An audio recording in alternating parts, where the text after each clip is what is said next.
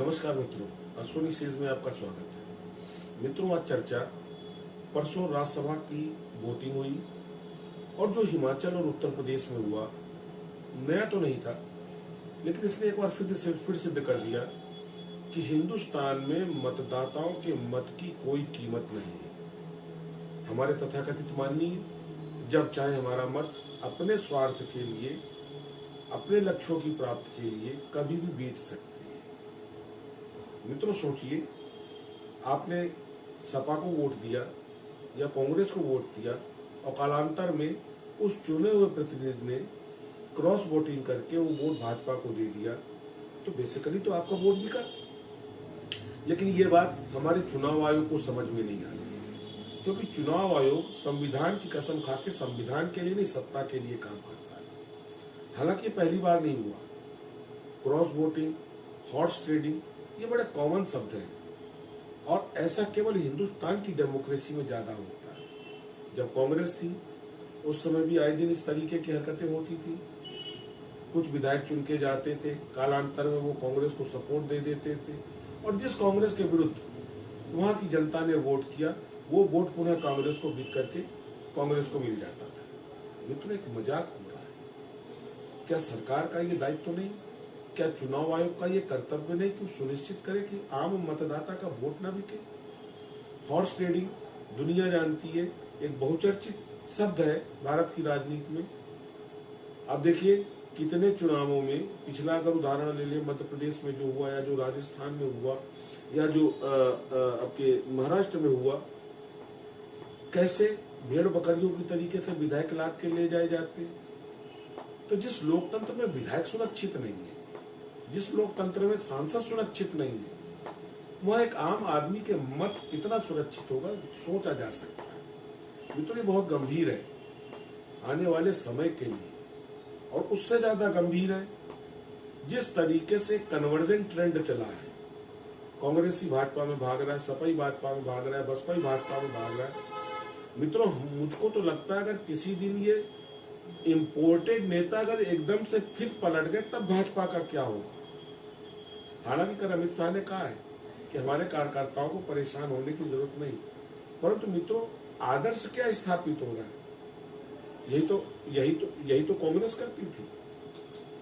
विधायकों को तोड़ना, सांसदों को तोड़ना, सरकारें गिराना, और उसी ट्रेंड पे भाजपा चल रही है।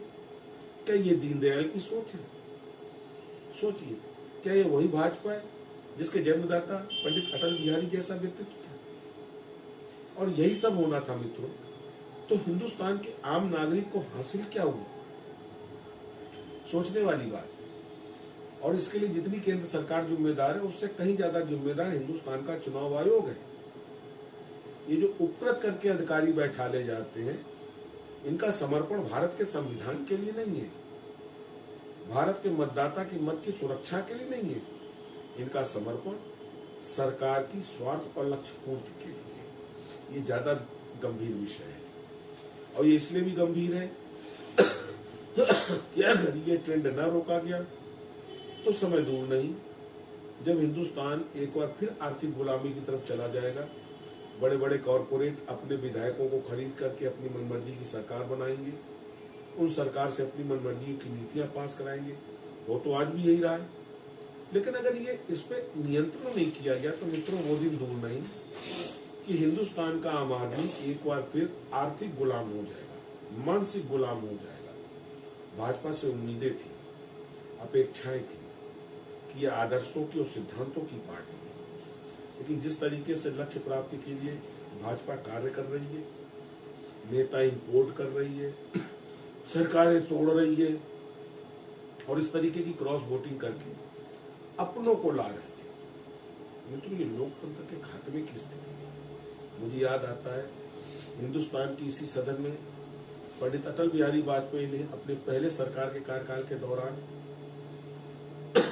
रिजर्वेशन से पूर्व एक बात कही थी कि जिस दिन देश में संसद में विपक्ष कमजोर हो जाएगा, देश का लोकतंत्र खत्म हो जाएगा। और कमोबेश हम लोग उसी तरफ चल रहे हैं। मैं ये नहीं कह रहा कि लोकतंत्र की रक्षा के लिए विपक्ष को बढ़ाना चाहिए, क्योंकि विपक्ष नेतृत्व विहीन है, लेकिन मैं ये जरूर कहूंगा कि भाजपा को सोचना चाहिए, भाजपा के आदर्शों की आज स्थिति वर्तमान में क्या है, ये भाजपा के शीर्ष नेतृत्व को सोचना चाहिए।